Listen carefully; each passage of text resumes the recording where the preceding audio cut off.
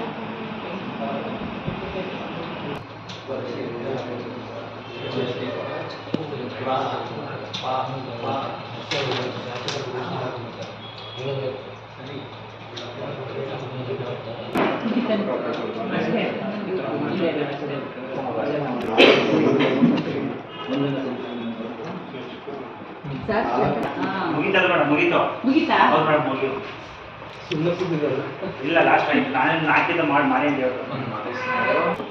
ಮದೇವ ಯಾವ್ದು ಮಾಡ್ತಾ ಇದ್ದೀರಾ? 24 ಕೆಲಸ ಮಾಡ್ತಾ ಇದ್ದೀರಾ? 20